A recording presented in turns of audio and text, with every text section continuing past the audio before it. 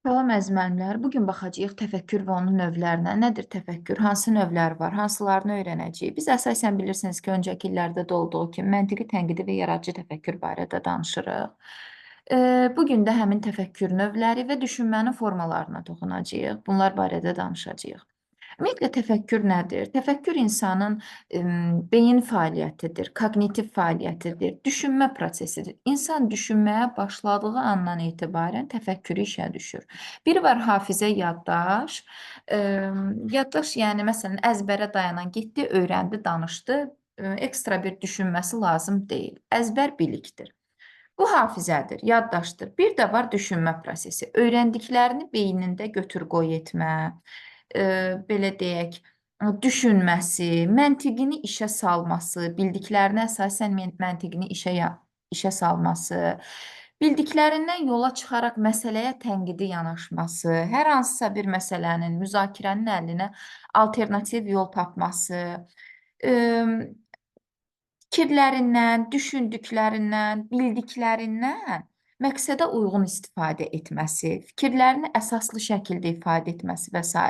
Bunların hər biri təfəkkürü inkişaf etdirir. Dediyimiz kimi, təfəkkür özlüyündə idraki fəaliyyətdir, düşünmə prosesidir. Düşünməyə başladığımız andan etibarən koqnitiv fəaliyyətimiz, idrakimiz, təfəkkürümüz işə düşür. Təfəkkürün hansı növləri var? Təfəkkürün dediyim kimi əsas öyrənəcəyi məntiqi, tənqidi, yaradıcı təfəkkür.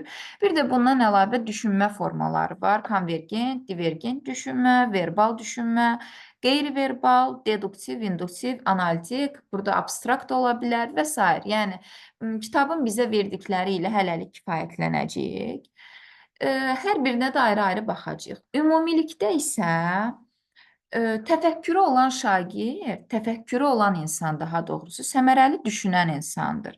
Səmərəli düşünən bəs insan nələri bacarır? Fikirlərini formalaşdırmağı və düzgün ifadə etməyi bacarır.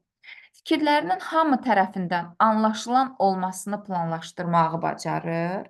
Nitqini səlis və düzgün təşkil etməyi bacarır. Hansı ki, nitqində faktlardan, nümunələrdən, əsaslandırmalardan istifadə edir.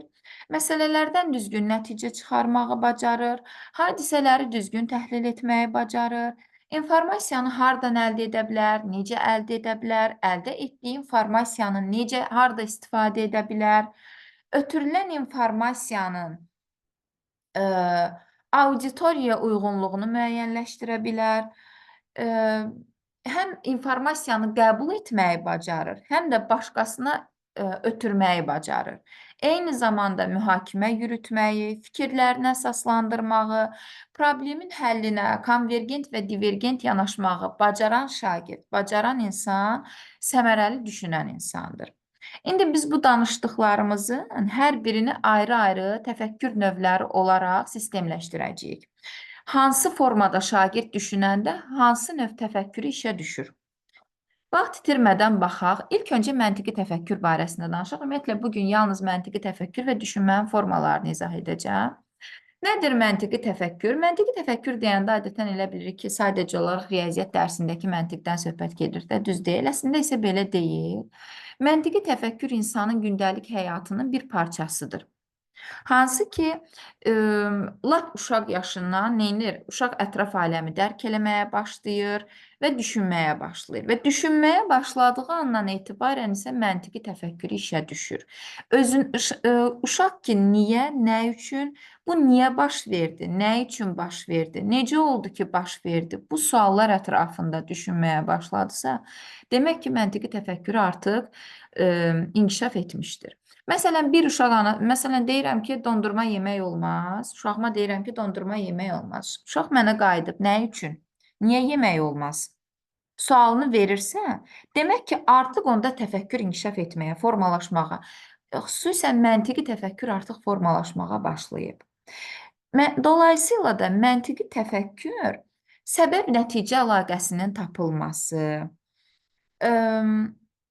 şagirdin niyə, nə üçün sualları ətrafında düşünməsi, problemi həll yolu düşünməsi, söhbət sadə həll yolundan gedir. Məsələn, Bu riyaziyyatda filan var, qruplaşdırma tipli misallar, qruplaşdırma tipli cədvəllər. Məsələn, deyirik ki, tək ədədləri bir yerdə qruplaşdırın, cüt ədədləri bir yerdə qruplaşdır. Saitləri bir, samitləri bir. Və yaxud da deyirəm, məntiqi ardıcıllığı tamamla. 2, 4 və s. Biləcək ki, 2, 2 artan bir ardıcıllığı məntiq olaraq tamamlayacaq. Bu kimi fəaliyyətlərin özü əslində məntiqi təfəkkürü əks etdirir. İndi baxaq kitab bizə əsas məsələ nələri verir və testlərdə hansı açar sözləri görməliyik ki, bilək ki, söhbət orada məntiqi təfəkkürdən gedir. Məntiqi təfəkkür özündə aşağıdakıları əks etdirir. Səbəb-nəticə əlaqəsinin tapılması. Məsələn, dedik ki, məntiqi təfəkkür ən sadə düşünmə yoludur. Ən sadə. Təfəkkür növlərinin içərisində ən sadəsidir. Məsələn, şagirdə müəllim sual verir, şagird cavab verir. Bu cavab müəllimi qane etmir. Niyə qane etmir? Səbəb nədir ki, qane etmir? Çünki şagird dərsə yaxşı hazırlaşmayıb. Səbəb və nəticə arasında əlaqəni tapdıq, düzdür? Demək ki, məntiqi təfəkkürümüzlə düşündük. Və yaxud da ki, bu telefonun zaryatka deyirik də, elektrik enerjisi, batareyası bitib. Niyə? Nəticədə nə etməliyik? Həmin o telefonu aparıb cərəyana qoşmalıyıq da, nə bilim, yenidən işləməsi üçün cərəyan mənbəyinə qoşmalıyıq. Və yaxud da yatıb yuxuya qalmışam. Nəticədə nə baş verib? Ona görə baş verib ki, həmin gün zəngli saatımı qurmamışam və yatıb qalmışam. Bu çəkdiyim nümunələr görürsünüz ki, sadə şəkildə bir şeyin baş verməsinə səbəb olan nəticələrdir. Sadə səbəb-nəticə əlaqəsinin tapılması məntiqi təfəkkürü özündə əks etdirir. Niyə yağış yağdı məsələn? Bulud çıxdı, hava tutuldu, yağış yağdı. Ən sadə nümunələr deyək də, nə bilim, günəş niyə çıxdı? Fəsillər nə üçün yarandı? Sutka necə olur ki, yaranır? Bu kimi sadə səbəb-nəticə əlaqələrinin tapılması, niyə, nə üçün suallarına cavab axtarmağımız məntiqi təfəkkürü özündə əks etdirir. Digəri, problemi sadə şəkildə həll yoludur. Baxın, problemin həll yolunu tapmaq digər təfəkkür növlərində də var. Burada unutmayaq ki, məntiqi təfəkkürdə sadə yolla həllindən söhbət gedir. Məsələn, nə bilim, Zoom-dayıq hal-hazırda, Zoom atdı bizi, çıxdıq hamımız. Tez neyniyəcəm? Ya əlimdəki cihazı söndürəcəm, yenidən qoşulacağıq. Gedib, nə bilim, Wi-Fi söndürəcəm, yenidən yandıracam, bəlkə deyirəm orada nəysə. Yəni burada qeyri-adi heç nə eləmədim ki, düz deyil. Problemi sadə yolla həll etdim. Və yaxud da ki, nə bilim, test göndərirəm, müdavimlər deyir ki, test açılmadı. Neynirəm? Girirəm, tez yoxluyuram. Oradakı problemi baxıram, nəyisə yəqin ki, düz yerləşdirməmişəm. Sadə şəkildə həll edib yenidən göndərirəm. Problemin sadə yolla həlli, yəni çox belə deyək də, düşünmə tələb etmədən, münasibət bildirmədən, yeni bir həll yolu tapmadan, özümün düşünüb nəyisə yenilik əlavə etmədən edilən sadə yolla həllidir problemin. Məsələn, tənliklərin sadə yolla həllindən söhbət getsin, nə bilim, cümlənin sintaktik həlli yolu olsun, nə bilim, cümlənin məsələn, deyirik ki, sadə şəkildə cümlənin növlərini oradan tapıb çıxarmağımdır. Dediyim kimi, sadə həll yolları məsələdə, misalda, tapşırıqlarda bunların hər bir məntiqi təfəkkürü özündə əks etdirir. Daha sonra prosesin başlanğıcını və sonunu müəyyənləşdirmək, ardıcıl bir şəkildə. Bu niyə baş verdi? Başlanğıcda nə idi, sonda necə oldu? Dediyim kimi, bu bir məsələ həlli də ola bilər, bu bir anlayış da ola bilər, bu bir problem, bu bir proses də ola bilər. Başlanğıc nə idi? Nələr baş verdi və sonunu müəyyənləşdirməyəm sadə şəkildə. Bir də faktlar əsasında mühakimə yürütmə. Bu faktlar sözünü unutmayaq. Bəzən müəllimlər əsaslandırma görəndə, mühakimə yürütmə görəndə testlərdə tez qaçırıq tənqidi təfəkkürə. Müəllimlər, bu artıq son illərdə qəbula da düşür. Bir dəqiqə özür istəyirəm. Hə. Bu son illərdə qəbula da düşür. Bu əsaslandırma feilinin düşdüyü testləri görürük. Baxın, fakt əsasında, öyrəndiyim əsasında, kitabdan, məlumat, bir qayda, bir fakt əsasında öyrəndiyim bir məlumata görə mühakimə yürüdürəmsə, oradakı fikirlərə əsaslandırıramsa, söhbət məntiqi təfəkkürdən gedir. Məsələn, deyirəm ki, ım, Nəyi deyək? Deyək ki, tropik səhraların bitki aləmi zəifdir. Və fikrimi başlayıram, mən belə bir fikir deyirəm şagirdə. Müəllimə də deyir ki, yaxşı, o zaman fikrini əsaslandır ki, niyə zəifdir? Neynirəm? Bu əsaslandırmanı etmək üçün kitabdan bir əsaslanma verirəm. Başlayıram tropik iqlimin xüsusiyyətləri barəsində danışmağa.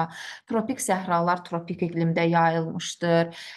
Tropik iqlim qurudur, quraqlıqdır. Bitki və heyvanat aləmi zəifdir.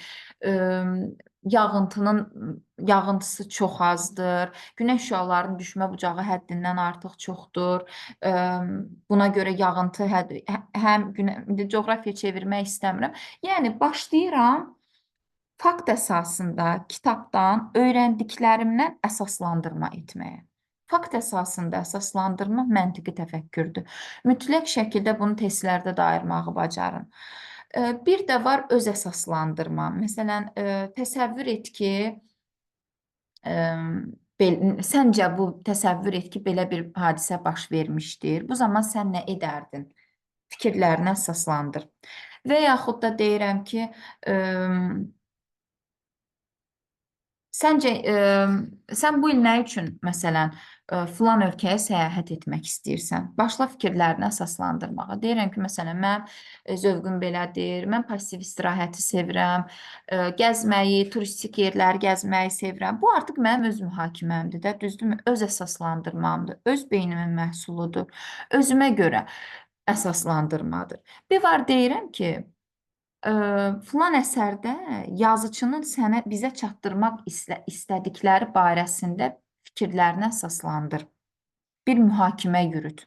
Bu nədir? Bir faktdır da, düzdürmü? Yazıçının yazdığı bir əsərdir, hekayədir, oxuyacağam, təhlil eləyəcəm, bir də əsaslandıracağam.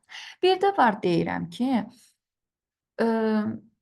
öz hekayəni oxudun, indi buradan nə nəticə çıxardın? Səncə sən olsaydın əgər, filan obrazı necə səciyyələndirərdin? Filan obrazı necə təsvir edərdin? Sən olsaydın, sən etsəydin, səncə niyə belə olmalıdır? Mənim düşüncələrimə əsasən isə əsaslandırmağım tənqidi təfəkkürə gedəcək. Mən burada biraz haşiyə çıxdım, çünki bu suallar bəzən müəllimlər qarışdırırlar, testlərdə də görürük. Taksonomiyada mən bu əsaslandırma və mühakimə yürütmə, münasibət bildirmə feillərinə bir də toxunacağam. Orada yenə də məntiqi təfəkkür və tənqidi təfəkkürlə əlaqələndirəcəm.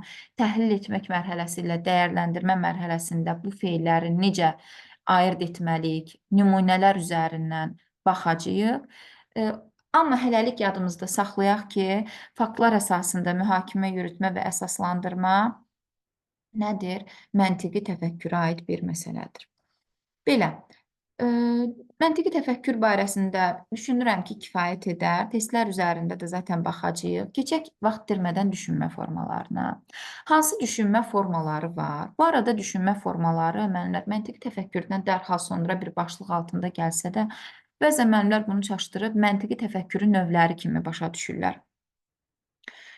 Bu ümumilikdə düşünmə formalarıdır. Hansı ki, müxtəlif düşünmə formaları müxtəlif təfəkkür növlərini formalaşdıra bilər.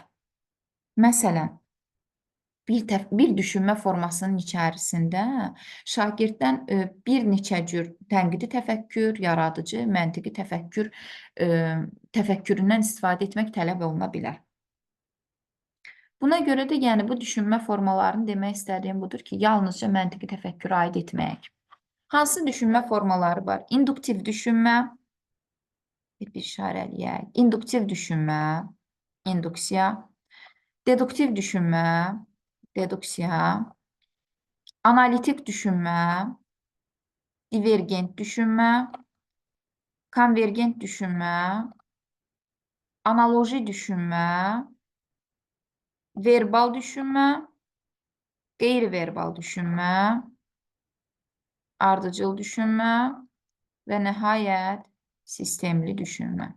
Bir-bir hər birinə qısa şəkildə baxaq. Nədir induktiv düşünmə? İnduksiya nədir? Induksiya xüsusi nümunələrə baxıb, onları ümumi bir qayda halında, ümumi bir prinsip halında toplamaqdır. Ümumi bir prinsipə gətirməkdir. Ümumi bir qaydaya gətirməkdir. Bir neçə nümunəni, xüsusi nümunələri yığıb o nümunələrdən ümumi bir fikrə gəlməkdir. Burada da deyildiyi kimi induksiya nümunələrə baxıb onları bir prinsip altında birləşdirmək, yəni nümunələrdən ümumi prinsipə, xüsusidən ümumiyə doğru getməkdir. Xüsusidən ümumiyə doğru getməkdir induksiya. Xüsusidən ümumiyə doğru getməkdir. Ümumiləşdirib nəticə çıxarmaq bu düşünmənin göstəricisidir. Yəni, xüsusi nümunələri ümumiləşdirib sonda bir nəticəyə, qaydaya gəlməyim induktiv düşünmədir. Məsələn, birinci buradakı verilən misallar deyək, sonra özüm də əlavə edəcəm. Deyir, Mirzə Ələkbər Sabir və Cəlil Məmmədquluzadə ana dilinin saflığı uğrunda mübarizə aparmışlar. Görürsünüz, 2 dənə xüsusi yazıcı adı verilib. Ana dilinin saflığı uğrunda mübarizə aparmışlar. Bu ədiblər 20-ci əsrin əvvəllərində yaşamışdılar. Deməli, 20-ci əsrin əvvəllərində ana dilinin saflığı uğrunda mübarizə aparılıb. Sonda düzgün bir mühakiməyə gəlirik. Sonda ümumi bir qaydaya gəlirik. Ümumi bir anlayış çıxarırıq. Xüsusi Cəlil Məmmədquluzadə də ana dilinin saflığı uğrunda mübarizə aparıb. Sabir də ana dilinin saflığı uğrunda mübarizə aparıb. Və nəticəyə gəlirəm ki, bu xüsusi nümunələrdən ümumi bir fikrə gəlirəm ki, deməli bu iki yazıçının ikisi də ümumiyyətlə 20-ci əsrin əvvəlində yaşayıblar. 20-ci əsrin əvvəlində də ana dilinin saflığı uğrunda mübarizə aparılıb. Ümumi bir fikir. Məsələn, deyirəm ki, deməli, deyirəm ki, sərçənin də tükləri tökülür, nə bilim, qarğanın da tükləri tökülür, filan quş növünün də tükləri tökülür. Deməli, bütün quşların tükləri tökülür. Xüsusi nümunələrdən ümumi bir nəticəyə gəldim, düzdür? Və yaxud da deyirəm ki, uşaq hər gün anasının gülləri suladığını görür. Bir gün görür ki, anası, nə bilim, limon ağacına da su verdi, filan gülə də su verdi. Bir neçə müşahidədən sonra ümumiləşdirir ki, deməli, güllərin, ağacların böyüməsi üçün ona su vermək lazımdır. Müşahidə etdiklərindən, baxın, burada da verilib, müşahidə edir, təhlil eləyir, sonda fikirlərini ümumiləşdirib bir dənə prinsip halına gətirir. Bir dənə diqqət edək ki, sonda etdiyi ümumiləşdirmə düzgün mühakimə olsun. Məsəl üçün desəm ki, nəysə, bu qalsın, onu deduksiyada deyəcəm bu nümunəni, sonra induksiya əlavə edərəm. Qarışdırmaq istəmirəm beyninizi. Məsələn, burada bir nümunə var ki, Durna və Leylə köçəri quşlardır. Bax, 2 dənə ayrı quş adı verir. Hər ikisi qışda isti ölkələrə uçurlar. Deməli, köçəri quşların isti ölkələrə uçmaq kimi bir xüsusiyyəti var. Və yaxud deyirəm ki, 4 böl 2 bərabərdir 2, 8 böl 2 bərabərdir 2. Deməli, bütün cüt rəqəmli ədədlər 2-yə qalıqsız bölünür. 2 dənə nümunə verdim və ondan ümumi bir dənə qayda çıxartdım. Nümunələrdən ümumi qaydaya çıxar. Məsəl üçün, Science test kitabında var belə bir nümunə ki, nəqliyyat növündən istifadə etmək istəyən bir sərnişin, məsəl üçün, uzun müddətli avtobusla getmir. Baxır, görür ki, biri kartı vurur, ora keçir, ikincisi kartı vurur, ora keçir, üçüncüsü gəlir, kartı vurur, ora keçir, oturur avtobusa. Baxır, görür ki, sən demə, nəqliyyat növündən istifadə etmək üçün, yəni avtobusla getmək üçün ödənişi kart yolu ilə etmək lazımdır. Baxın, bir neçə dənə nümunəyə baxdı, təhlil elədi, nəticə çıxartdı. Axırda fikrini ümumiləşdirdi. fikirləşdirdi ki, hə, deməli, hal-hazırda ki, nəqliyyat növləri kart sistemi ilə işləyir. Bu xüsusi nümunələrdən ümumi bir nəticə çıxardı. Xüsusi nümunələrdən ümumi bir nəticəyə gəlmə induktiv düşünmədir. Keçək deduktiv düşünməyə. Deduktiv düşünmədə bunun tam əksidir. Tam əksi. Bu dəfə ümumi anlayışdan, prinsipdən, qaydadan, yanaşmadan nəticə çıxarırıq. Nəticə olaraq da xüsusi nümunələr çıxarırıq. Ümumi bir dənə qaydadan. Bu arada diqqət etməliyik ki, o qayda düzgün bir mühakimə olsun, ha, fərziyyə olmasın. Düzgün bir mühakimə olsun. Düzgün bir qaydadan, bir prinsipdən, nə bilim, bir termin ola bilər, bir anlayış ola bilər. Bütün bunlardan xüsusi nümunələr çıxarmağımız deduktiv düşünmədir. Məsələn, burada yazıb ki, riyaziyyat dərsində şagirdlər birinci öyrənirlər ki, toplananların yerini dəyişəndə cəm dəyişmir. Bir dənə qayda öyrəndilər, düzdür? Toplananların yerini dəyişəndə cəm dəyişmir. Getdilər ona aid bir dənə nümunə, xüsusi yazdılar. A üstəgəl B bərabərdir B üstəgəl A. Deyirəm ki, məsəl üçün deyirəm ki, bütün o bayaq dediyim misal deyəcəm də, tutalım ki, bütün quşların tükləri tökülür. Mən tərsinəni göstərmək üçün nümunə üzərindən deyirəm. Nə bilim, leylək və qarğa da quşdur, onların da tükləri tökülür. Ümumi bir fikirdən xüsusi nəticələrə gəlirəm. Və yaxud da deyirəm ki, sonu deməli, 2 ilə bitən ədədlər 2-yə qalıqsız bölünür. Bu bir qaydadır da, düzdür. Nümunə göstərirəm. 4 bölü 2 bərabərdir 2, nə bilim, 8 bölü 2 bərabərdir 4, 10 bölü 2 bərabərdir 5. Ümumi bir qaydadan xüsusi bir nəticə çıxardım. İndi time testlərinin üzərində də nümunələri detallı şəkildə baxarıq. Çox nümunə göstərəndə videonun vaxtı uzun olur və test üzərində göstərməyə zaman qalmır. Digərinə baxaq, analoji düşünmə. Analoji düşünmə nədir? Adından da məlum olduğu kimi, analogiya nədir? Analogiya oxşarlığın müəyyənləşdirilməsidir. 2 və daha artıq hadisə, anlayış, sistem və s. bunlar arasında oxşarlıqların müəyyənləşdirilməsinə xidmət edən düşünmə bacarığıdır. Məsələn, Time-də belə bir məşhur test var. Deyir ki, insanlar yarasaların siqnalı ötürmə qabiliyyətinə baxıb uçarkən nəsə də buna uyğun radar sistemini formalaşdırdılar. Radar da siqnalları ötürərək insanların yerini təyin etməyi bacarır.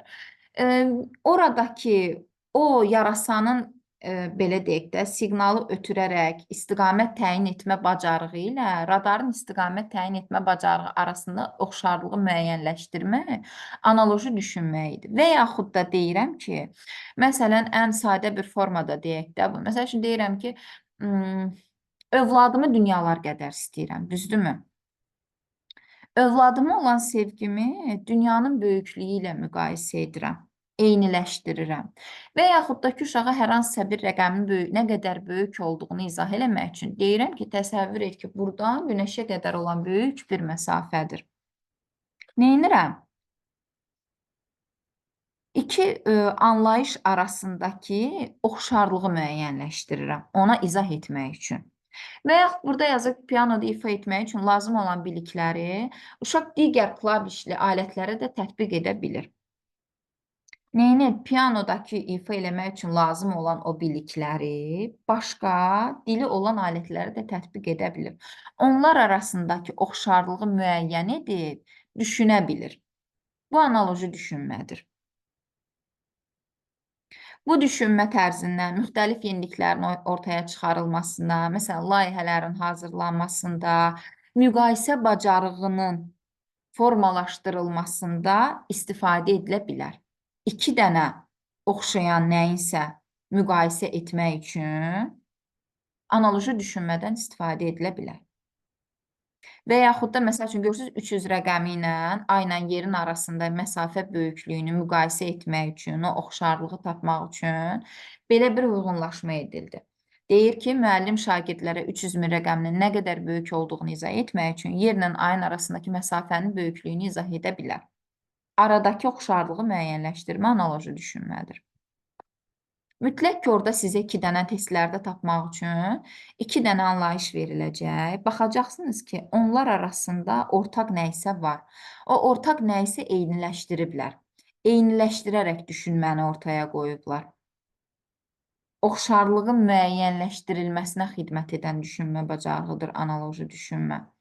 Orada ya müqayisə ediblər, eyni bir nəticəyə gəliblər və yaxud da ki, 2 dənə, belə deyək də, anlayış arasında oxşarlığın tapılmasını müəyyənləşdiriblər, oxşarlığı tapıblar daha doğrusu. Testlərdə diqqət edin. Bəzən müəllimlər bunu əşyanın qeyri-adi istifadəsi ilə qarışdırırlar. Əşyanın qeyri-adi istifadəsi bir əşyaya aid edilir, bir əşyadan başqa bir məqsədlə istifadə edilir. Analoji düşünmədə 2 dənə anlayış var və yaxud 2 və daha artıq anlayış var, 2 və daha artıq hadisə var. Bunlar arasında oxşarlığın tapılmasıdır analoji düşünmə. Digəri verbal düşünmə. Nədir verbal düşünmə? Verbal səsli deməkdir. Danışdıqlarımızı, daha doğrusu düşüncələrimizi dilimizə gətirməyimizdir. Fikirlərimizi ifadə etməyimizdir verbal düşünmə. Oluruq beynimizdə düşünürük bütün günü. Sanki elə bil ki, səsli düşünmə deyirik də biz ona, düz deyil və daha sonra onu daxili nitqə çeviririk. Elə bir məsəl üçün test işləyəndə neynirik? Hə, bax bu variant olmadı, ona görə olmadı. Məsəl üçün test işləyəndə adətən öz-özümüzə danışırıq da, düz deyil. Özümüz üçün eşidək deyə danışırıq biz bunu. Sanki onda mənə daha aydın olur. O beynimin içindən keçirdiklərimi sözlü şəkildə ifadə eləyəndə buna səsli düşünmə deyirik də. Beynimdən keçirdiklərimi səsli olaraq dilə gətirirəm, nitqə çevirirəm. Bu verbal düşünmədir. Verbal düşünmə sözlərlə, səslərlə, dediyim kimi, nitqlə aydın olur. Verbal düşünən insanlar danışaraq özlərini eşitdikləri üçün beynindən keçirdiklərini dillərində ifadə etdikləri zaman daha yaxşı aydın olur o insanlara, verbal düşünənlərə. Yəni, məsəl üçün, bir var ürəyimdə oxuyum. Nə qədər oxuyuram, başa düşmürəm. Başlayıram o beynimdən keçirdiklərimi dilimə gətirməyə. Bu zaman baxıram ki, hə, məsələnin həllinə daha tez çatdım. Beynimizin içərisindəki düşüncələri səsli şəkildə ifadə etməyimiz verbal düşünməmizdir. Bunun tam əksinə qeyri-verbal düşünmə var. Qeyri-verbal düşünmədə söz, səs, danışma bizə lazım deyil, görüntü lazımdır bizə. Vizual, görsəl mühakimə əsaslanma bacarığıdır qeyri-verbal düşünmə. Görsəl olaraq görməliyəm mən onu. Bəzən uşağa nə qədər izah eləyirsən, izah elə. Deyir ki, müəllimə, bir dənə bu məsələnin sxemini çəkin də. Çəkirsən, sxemləşdirirsən lövhədə, bir də nə bilim, sxem olaraq nə isə çəkirsən, göstərirsən, hə, indi başa düşdüm deyir. Çünki qeyri-verbal olaraq düşünməsi daha yaxşı inkişaf edib onun. Qeyri-verbal düşünmə şagirdlərə daha çox hansı fənlərdə lazım olacaq? Fizikada, riyaziyyatda, informatikada. Niyə? Çünki qeyri-verbal düşünmə görsələ əsaslanan bir mühakimədir. Görsələ əsaslanan bir düşünmə formasıdır.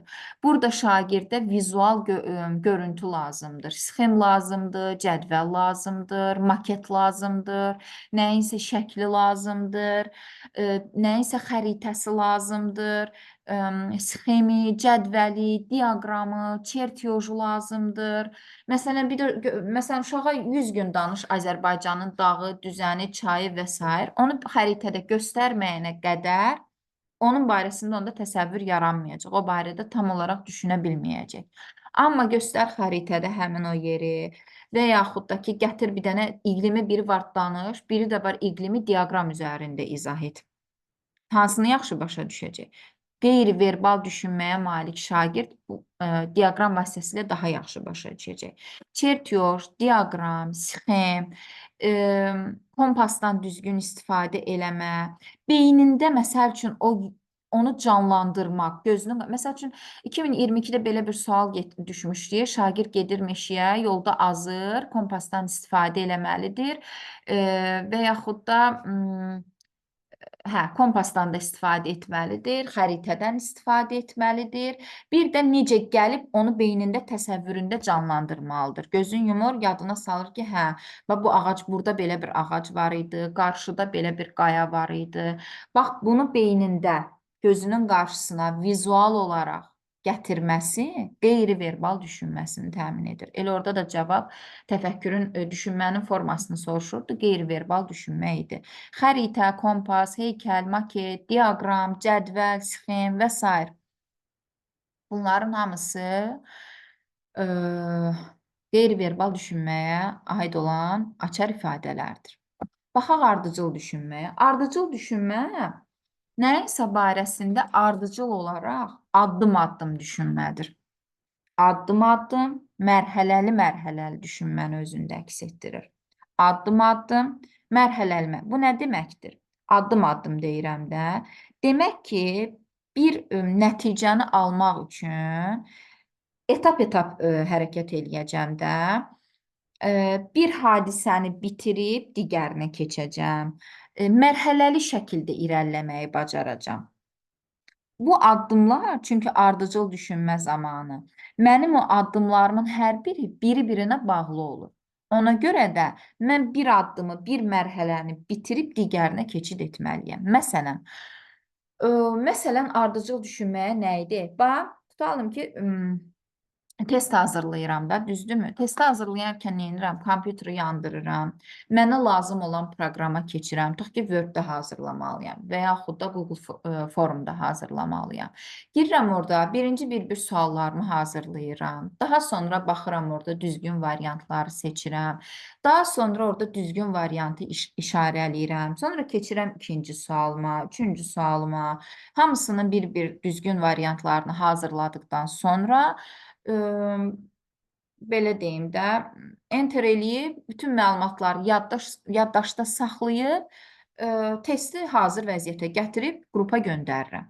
Addım-addım, mərhələli şəkildə mən onu hazırladım. Baxın, bu ardıcıl düşünmədir. Və yaxud da məişətdən bir misal gətirək. Tutalım ki, çörək, bildiyimiz çörək süfrəmizə necə gəlir? Birinci o tarlalarda buğda əkilir, sonra yığım prosesi baş verir, yığımdan sonra göndərilir dəyirmana, dəyirmanda üyüdülür, un göndərilir zavodlara, çörək zavodlarına. Orada işçinin və yaxud da ki, müəyyən avadanlıqların köməyi ilə o un yoğrulur, onunla çörək hazırlanır, çörəklər qablaşdırılır, mağazaya verilir, mağazadan gedirik, alırıq və süfrəmizə gətiririk. Görün, mərhələli şəkildə biri addım-addım olaraq nə qədər mərhələdən keçdi ki, hansı ki, bu addımların hər biri də biri-biri ilə bağlı idi. O çörək birdən-birə gəlib ərsəyə çıxmadı ki, düz deyil. Ondan əvvəl baş verən addımlar var idi da, ondan əvvəl baş verən proseslər var idi. O proseslər mərhələli şəkildə keçdi və nəticədə o çörək bizim süfrəmizə gəldi. Məsəl üçün, bax, burada bir dənə nümunə veriblər. Deyir, araşdırma aparan şagird bilməlidir ki, əvvəlcə informasiyaları bir çox müxtəlif mənbələrdən toplamalıdır. Sonra informasiyaları emal eləməlidir, ümumiləşdirməlidir, qruplaşdırmalıdır, təhlil etməlidir, dəyərləndirməlidir. Bu araşdırma zamanı, bunun bu araşdırması görün neçə dənə mərhələdən keçdi. İnformasiyanı topladı, nə bilim, emal elədi, ümumiləşdirdi, qruplaşdırdı, təhlil elədi, dəyərləndirdi, nəticədə araşdırmasını tamamladı. Ardıcıl düşünmədə ipucu olaraq da testlər üçün götürə bilərik. Bax, bu dediyim ifadəni ki, ardıcıl olaraq baş verən proseslərin nəticəsində nə isə ərsəyə gəlir. Və məsəl üçün, çörək ərsəyə gəldi, düz deyil, ardıcıl proseslərin nəticəsində. Mənim bayaq o test nümunəm. Testimi necə hazırladım? Müəyyən mərhələlərdən keçdim, sonda o testimi hazırladım. Burada araşdırma aparan şagird. Şagird o araşdırmasını sonlandırmaq üçün, bax, müxtəlif etaplardan, mərhələlərdən keçdi. Topladı, emal elədi, ümumiləşdirdi, qruplaşdırdı, təhlil elədi, dəyərləndirdi. Müxtəlif addım-addım mərhələli proseslərdən keçərək sonda bir nəticə əldə edirik. Ardıcıl olaraq proseslərdən, biri-birinə bağlı olaraq ardıcıl proseslərdən keçib sonda bir nəticəyə gəliriksə, bu ardıcıl düşünmədir. Bu ifadələri sistemli düşünmədən ayırasınız deyə dedim. İndi sistemli düşünməni də deyəndə əlaqələndirəcəm ki, nəyə görə sistemli düşünməni ardıcıl düşünmə ilə qarışdırmamalıyıq. Baxın, əvvəl yazılan qaydanı oxuyacağım. Deyir ki, sistemli düşünmə bizi əhatə edən anlayışları, konsepsiyaları, ideyaları təhlil etmək, hissələrə parçalamaq, düzgün bölüşdürmək, daha da yaxşılaşdırmaq bacarığıdır. Bizə əhatə edən anlayışları, konsepsiyaları, ideyaları təhlil etmək, hissələrə parçalamaq, məsəl üçün, vaxtın düzgün bölünməsi. Məsəl üçün, belə deyək, bax, ən gözəl sistemli düşünməyə olan nümunəni deyəcəm. Məsələn, son dövrlərdə qlobal istiləşmə baş veribdir. Ümumiyyətlə, sistemli düşünmə, sonda, məsələn, ardıcıl düşünmədə sonda bir nəticəyə gəlməyimiz var idi də, düz deyil. Sistemli düşünmə nəyinsə barəsində bütöv şəkildə düşünmədir. Bütöv şəkildə. Məsələn, baxın, meşəni qırırlar, düz deyil. Meşəni qıran zaman nə baş verir? İqlimdə dəyişiklik baş verir. İqlim dəyişirsə torpaq dəyişir. Torpaq dəyişir, nə bilim, bitki aləmi, bitki heyvanat aləminə problem yaranır. Biri-birinə təsir edən sistemli şəkildə biri-birini təsirini anlamağa xidmət edən düşünmə formasıdır sistemli düşünmə. Məsəl üçün, bir dənə burada nümunə verilib. Baxaq, deyir ki, suyun çirkləndirilməsi dənizdəki canlıların bundan zərər görməsi ilə nəticələnir. Canlıların orqanizmində toksik maddələrin səviyyəsi artır ki, bu da insanların dəniz məhsulları ilə qidalanması zamanı elə insanın özünə mənfi təsir göstərir. Və ya suyun çirklənməsi prosesində canlı məhv olur. Bu da öz növbəsində ekoloji tarazlığın pozulmasına səbəb olur. Baxın, suyun çirkləndirilməsi canlının zərər görməsinə təsir elədi. Sudakı canlı orqanizm zərər gördüsə, bu dəfə insan dəniz məhsulları ilə qidalana bilmədi.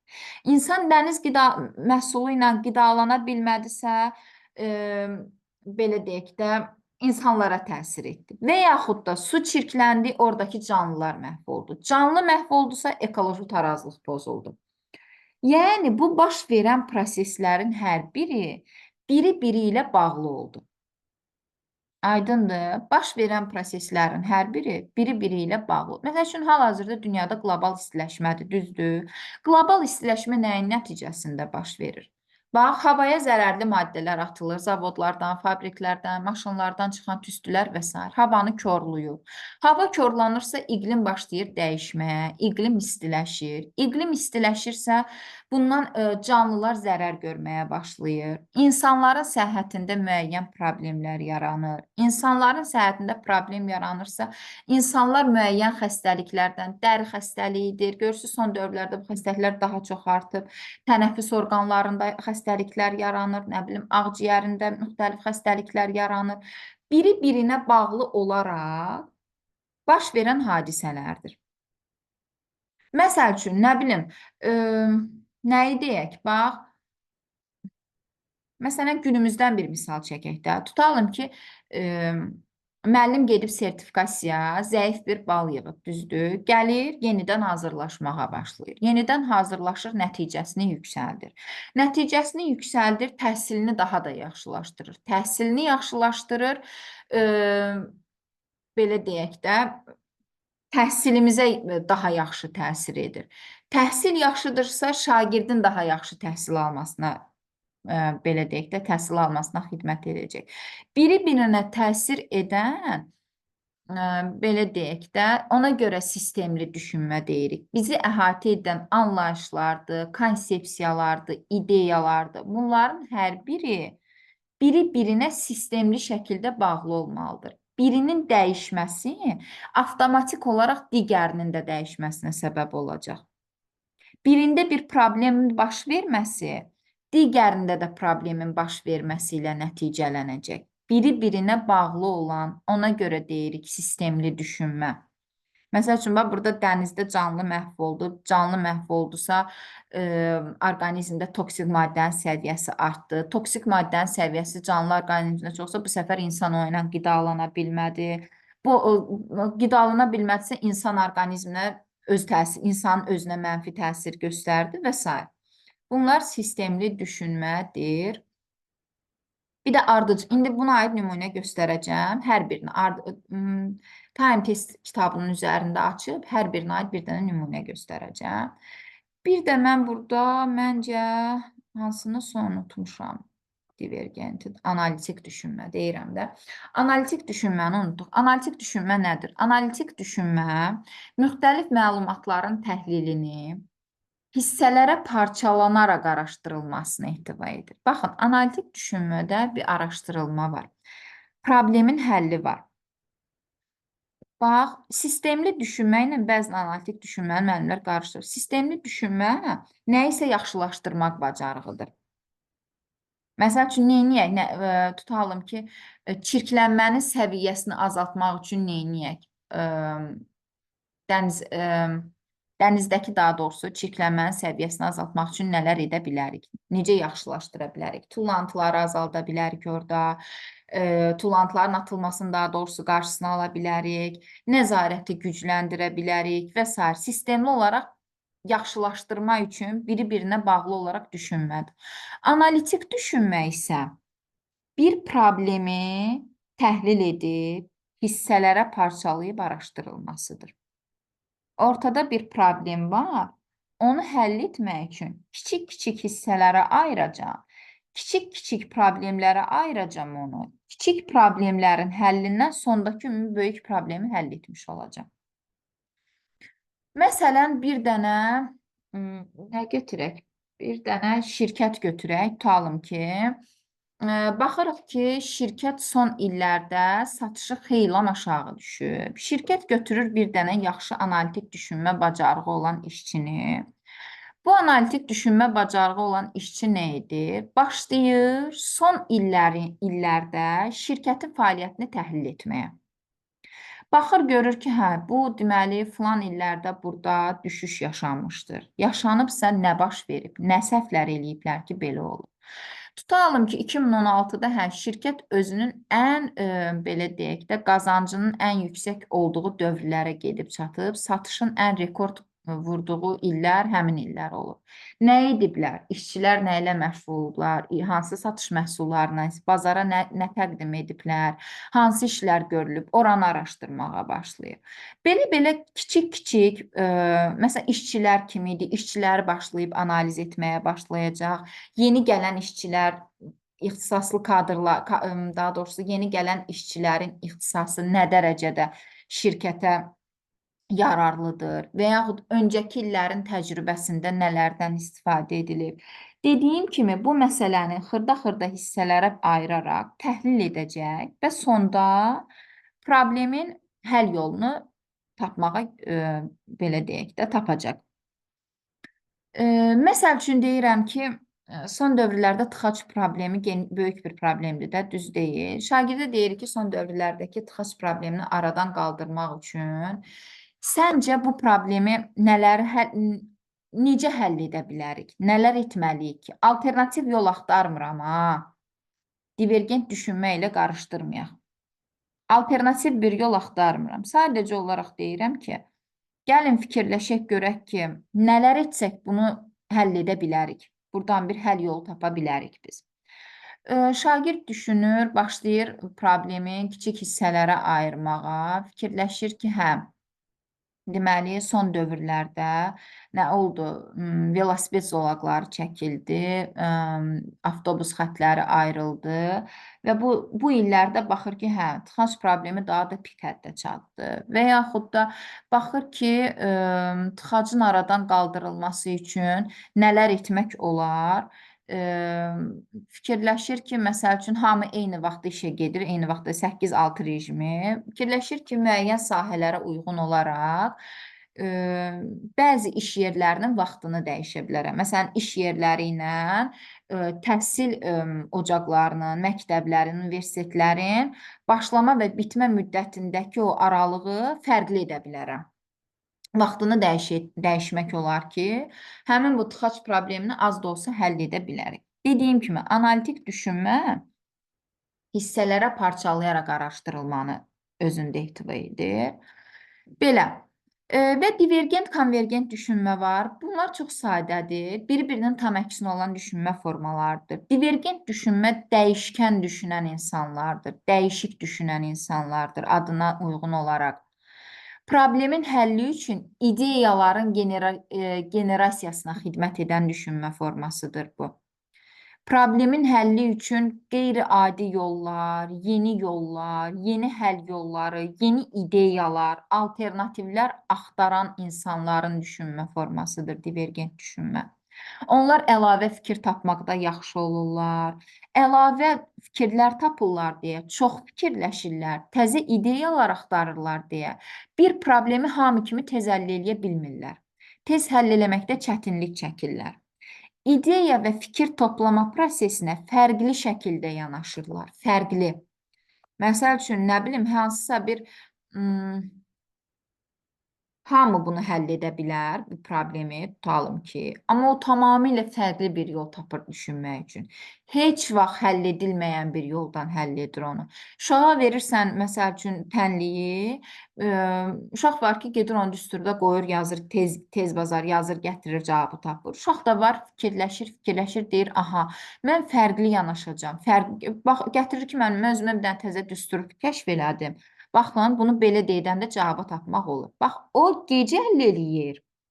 Amma divergent düşünüb, fərqli yanaşıb, daha alternativ yolla həll etməyi bacarır. İdeya və fikir toplama prosesində fərqli yanaşma ilə seçilənlər yaradıcı təfəkkür, yəni divergent düşünmə formasına malik olan insanlarda olacaqdır. Bunun tam əksi konvergent düşünmədir. Köhnə fikirli insanlar, köhnə düşünən insanlar. Bunlar isə divergentin tam əksinə olaraq onlar üçün problemin cəmi bir dənə həll yolu var da. Düsturdur, hə, düsturdur. Gedim düstura qoyum tapım, vəssalam. Daha otursun, axtarsın, təzə yol fikirləşsin, necə həll eləmək olardı görəsən bunu başqa cür. Məsəl üçün, son dövrlərdə filan problemin həllini necə tapa bilərəm mən görəsən? Necə eləyim ki, məsəl üçün deyirəm də, çirklənmənin səviyyəsini azaldım. Konvergent düşünən deyəcək ki, heç nədə dənizə zibil tullamayaq, nə bilim, zibil qutular qoy, deyilmiş fikirlərdir də. Divergent düşünən isə deyəcək ki, burada belə bir qurğu yarada bilərik biz, hansı ki, o qurğuya, o məhsulları atanda, o tullantıları yenidən emal edib, ondan yeni bir məhsul ərsəyə gətirə bilər bu. Təsəvvür eləyirsiniz, tamamilə fərqli yanaşacaq da bu tullantıların atılmasına. Həm ətraf mühitə zərər verməyəcək, həm də yeni bir məhsul ərsəyə gətirəcək. Ona görə də divergentlər məsələni gec həll eləyirlər, prosesi, problemi gec həll eləyirlər, çünki ideya axtarırlar. Konvergentlər tezbazar həll eləyib gətirilir, çünki onların cəmi bir dənə həll yolu var. Həmişə istifadə olunmuş, həmişə düşünülmüş fikirlərdən istifadə edirlər konvergentlər. Bundan əlavə, konvergentlər tez nəticəyə gəlməyi bacarırlar. Niyə? Çünki tezbazar gedib hamının elədiyi yolu tapıb, yerinə qoyub gətirəcək, həll eləyib gətirəcək. Konvergentlər ideya və fikirləri qiymətləndirərək seçməyi bacarırlar. Qiymətləndirərək seçmə nədir? 2-3 dənə tutalım ki, seçim var. Baxır ki, hə, bunu seçməyim, mənə rahatı budur, bunu seçim. Alternativ heç nə kəşf eləmədi, ha, təzə heç nə kəşf eləmədi. Öz ideyasını, öz fikrinə uyğun nə isə eləmədi. Olanlar arasından qiymətləndirdi, seçdi, vəssalam. Bu konvergentlərdir. Bəs divergentlər nə edirlər? Bunlar fərqli şəkildə. İdeya və fikir toplama prosesində fərqli şəkildə yanaşırlar. Fərqli. Hamının tapmadığı ideyaları, hamının ağlına gəlməyən fikirləri düşünüb tapanlar isə divergentlərdir. İndi bu qədər danışandan sonra hər birinə aid bir dənə nümunə göstərim. Bircə dəqiqə.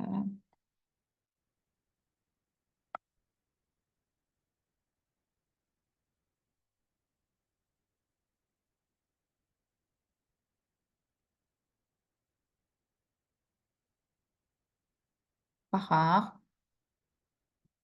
Mən ancaq təfəkkür növlərinin testinin içərisində düşünmənin növlərinə aid olanları seçəcəm, çalışacağam.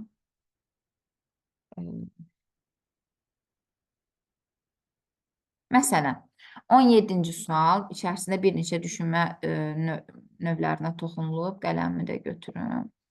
Məsəl üçün deyir ki, təfəkkürə aid verilmiş cədvəldə uyğunluğu müəyyən edin. Uyğunluğu necə müəyyən edəcəyik? Burada verilən, tutalım ki, bir dənə fikir var. O verilən fikir düzgündürsə əgər, qarşısına doğru yazılıbsa, deməli uyğundur. Məsəl üçün, bu verilən fikir düzgündürsə, qarşısına doğru yazılıbsa, deməli uyğundur. Fikir düzgündürsə, qarşısına yanlış yazılıbsa, deməli uyğunsuzdur. Bu kimi testləri bu şəkildə həll edəcəyik. İndi bir-bir baxaq. Birdə deyir ki, şagird məhsul istehsalı prosesini araşdırarkən müəyyən edir ki, əhalinin alıcılıq qabiliyyəti ilə həmin məhsula olan ehtiyacı arasındakı əlaqəni doğru təhlil etməlidir. Bir dəqiqə üzr istəyirəm, telefon səsini alım. 17 təfəkkürə aid verilmiş cədvəldə uyğunluğu müəyyən edək. Birdə deyir ki, şagird məhsul istehsalı prosesini araşdırarkən müəyyən edir ki, əhalinin alıcılıq qabiliyyəti ilə həmin məhsula olan ehtiyac arasında əlaqəni doğru təhlil eləməlidir. Yəni, məsəl üçün, əhalinin həmin məhsula olan ehtiyacı azdırsa, alıcılıq qabiliyyəti aşağı düşəcək. Alıcılıq qabiliyyəti aşağı düşəcəksə, məhsulu istehsal edən şirkət, belə deyək də, satışı aşağı düşəcək. Burada biri-birinə təsir edən prosesin əlaqəsi var deyə bu sistemli düşünmədir. Ona görə də biri uyğunsuz götürürük, yəni doğru deyil. İkidə deyir ki, şagirdlərə sinfi tərk edərkən prosedurlara əməl edilməsinin ardıcıllığı və əhəmiyyəti izah edilib. Baxın, birinci qayda izah olunur. Proses izah olunur, sonra prosesin simulyasiyası təşkil edilir. Sonra da o izah elədiyim qaydanı başlayıram nümunə şəklində göstərməyə. Bəli, bu deduktiv düşünmədir. Ümumi bir qaydadan xüsusi bir nümunə çıxarmaq. 2 doğrudur. 3də deyir ki, müəllim şagirdlərə ekoloji təmiz şəhər layihəsi hazırlamağı tapşırır. Divergent düşünmə. Divergent düşünmə yaradıcı düşünənlərdir. Yaradıcı təfəkkürü formalaşdırır. Qeyri-adi, ümumiyyətlə, layihə hazırlanmalarında xüsusilə ekoloji təmiz şəhər layihəsini hazırlamağı tapşıran şagird, bəli, divergent düşünməsi formalaşacaq. Burada yanlış verilib, amma bu doğrudur. Ona görə 3-ü götürmürük. 4də deyir ki, sürücü xəritəyə baxıb tıxacı olan yolları müəyyən edir və ona əsasən avtomobili idarə edir. Analoji düşünmə, bu qeyri-verbal düşünmədir. Bax, xəritəyə baxıb, xəritə ilə nəyisə eyniləşdirmir. Bu da xəritəyə oxşuyur. Eyni ilə xəritədən necə istifadə edirəm, ondan da belə istifadə edərəm. Desəydik əgər analoji düşünmə olardı. Bu xəritəyə baxır, vizual görüntüyə baxır, xəritə, çertyoş, bayaq dediyi cədvəl, sxem, diaqram və s. vizual görüntüyə baxır və düşünürsə, bu qeyri-verbal düşünmə olacaq. Burada yanlış verilib. Bu da analoji deyil, qeyri-verbal düşünmədir. Yəni, yanlışdır. Ona görə də 2-4-ü götürəcəyik. Cavab A bəndi olacaq. Burada 14 var. 14-də deyir ki, elektron cihazlardan uzun müddət istifadə etdikdə insan sağlamlığı üçün təhlükə yarana bilər. Planşet, telefon, elektron cihazlardır. Bunlardan uzun müddət istifadə insan sağlamlığı üçün təhlükə yarada bilər. Baxın, planşet, telefonda elektron, bunlar xüsusi nümunələrdir, düzdürmü? Bu xüsusi nümunələrdən ümumi bir nəticəyə gəlir ki, bunlardan uzun bir müddət istifadə edən insan sağlamlığı üçün təhlükə yarada bilər. Xüsusi nümunələrdən ümumi bir nəticəyə gəlməyimiz nə idi? İnduktiv düşüncə idi. Bircə dəqiqə elektron cihazlardan uzun müddət istifadə etdikdə insan sağlamlığı üçün təhlükə yarada bilər. Yox, çox üzr istəyirəm. Elektron cihazlardan uzun müddət istifadə etmək insan sağlamlığı üçün təhlükə yaratması zaten verilib ümumi bir qayda olaraq bizə. Bu bir qaydadır. Biz bundan xüsusi nəticə çıxartmışıq ki, planşet, telefon da elektron cihazlardır. Deməli, planşetlə telefondan da istifadə eləsə, insan sağlamlığı üçün təhlükə yarana bilər. İlk fikrimiz bütöv bir fikir idi. Elektron cihazlardan uzun bir müddət istifadə eləyəndə, sonra elektron cihazlara nümunələr gətiririk, planşet, telefon və s. Bu baxımdan bu deduktiv düşünmə olacaq. Ümumi bir fikirdən xüsusi bir nümunəyə gəlirik. Çox üzr istəyirəm. 15. Yarasaların görmə qabiliyyətləri olmadığı halda onlar ötürdükləri siqnalların maneələrə toxunaraq geri qayıtması ilə istiqamətlərini müəyyən edə bilirlər. Onların bu xüsusiyyəti nəticəsində radar sistemi yaradılmışdır. Baxın, onların bu xüsusiyyəti ilə radar sistemləri arasında oxşarlıq tapılıb və radar sistemləri yaradılıb. Arada oxşarlığın tapılması nə idi? Analogiyanın tapılması idi. 16. Avtomobildə yanacağın tam yanması qara tüstünün yaranmasına səbəb olur. Bu isə ekologiyanı çirkləndirir, havada oksigenin azalması ilə nəticələnir. Hava çirklənirsə oksigen azalır. Oksigen azalırsa ağciyərlərin funksiyasına təsir eləyir. Bir hadisənin yaranması nə qədər hadisələrin belə deyək də səbəb olmasına nəticələndi. Yanacağın tam yanması qara tüstünün yaranmasına səbəb oldu. Belə oldusa havada oksigen azaldı, oksigen azaldı, hava çirkləndi, ağciyarın funksiyasına təsir elədi. Biri-biri ilə əlaqəli olan, sistemli şəkildə əlaqəli olan proseslər nə idi? Sistemli düşünmə idi. Birinin olması, bir hadisənin baş verməsi, digərinin də baş verməsinə səbəb olursa, sistemli şəkildə bir-birinə bağlıdırlarsa, bu sistemli düşünmədir. Daha sonra digərlərinə də aid nümunələrə baxaq. Məsəl üçün, cədvəli tamamlamaq. Deyir ki, Kür çayının mənbəyini və mənsəbini xəritədə müəyyənləşdirmək. Xəritədə müəyyənləşdirmək nə idi? Biz bayaq dedik ki, cədvəl, sonra diaqram, sonra kompasdan istifadə etmək, maketdən və s. istifadə etmək nələri idi? Qeyri-verbal düşünməkdir, düzdür? Burada da xəritə deyir. Qeyri-verbal. 1. Qeyri-verbal. 2. Sözün ilkin mənası onun həqqi mənasıdır. Deməli, daş divar birləşməsində hər iki söz həqiqi mənadadır. Bu birinci dediyimiz nədir? Bir qaydadır da, sözün ilkin mənası onun həqqi mənasıdır. Düzdür? Qaydadan bir dənə deməli xüsusi nümunə çıxartdıq ki, daş divar birləşməsində hər iki söz deməli həqqi mənadadır. Ümumi bir qaydadan xüsusi bir nəticə çıxardı. Bu nə idi? Bu deduktiv düşünmə idi. 3 dənə deyir. Deyir, Türkiyə, Yunanistan subtropik ərazidə yerləşir. Zeytun və zeytun yağı ilə məşhurdular.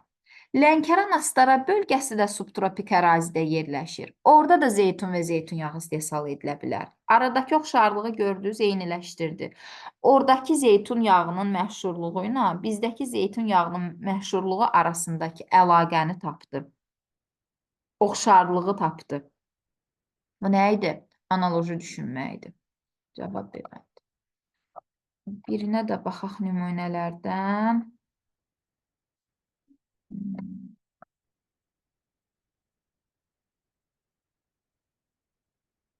Mən xüsusilə bu sistemli və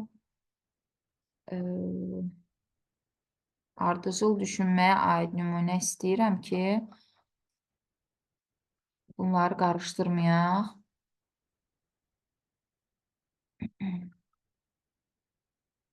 Məsələn, 29. Qidanın tarladan süfrəyə gətirilmə prosesini təsvir edən şagird. Bu nə idi?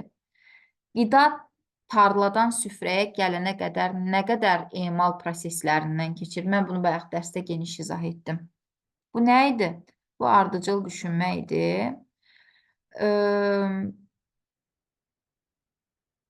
Daha sonra isə 20. Verilən mövzunu araşdıran şagird düşünür ki, əvvəlcə etibarlı mənbələri müəyyənləşdirməlidir. Sonra məlumatları qruplaşdırıb təhlil eləməlidir. Belə düşünmə hansı? Əvvəl düşünür ki, əvvəl mən bu işi görməliyəm, bu etibarlı mənbələri müəyyənləşdirməliyəm. Sonra da bu aldığım məlumatları qruplaşdırıb təhlil etməliyəm. Ardıcıl olaraq mərhələli şəkildə düşündü. Yəni, hansı düşünmədən istifadə etdi? Ardıcıl düşünmədən istifadə etdi. Belə, digər bütün sualları da ümumi şəkildə ümumi bir izah şəklində izah edib video kanala yerləşdirəcəm. Yenə də baxaq.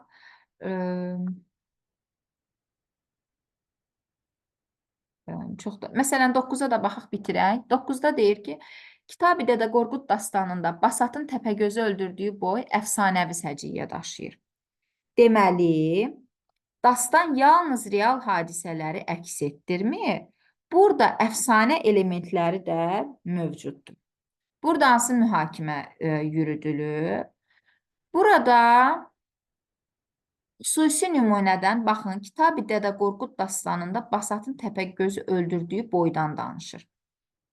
Sonra da deyir ki, deməli dastan, bütün dastan yalnız real hadisələri əks etdirmir. Burada əfsanə elementləri də mövcuddur. Neynədir? Dastandan bir dənə xüsusi nümunə çəkdi. Sonra da onu ümumi bir dastan barəsində fikirlərini ümumiləşdirib dedi. Xüsusi nümunədən, xüsusi bir fikirdən müşahidə edib, təhlil edib, sonra gəldiyimiz ümumi nəticə nə idi? İnduktiv mühakimə idi. Cavab A bənd.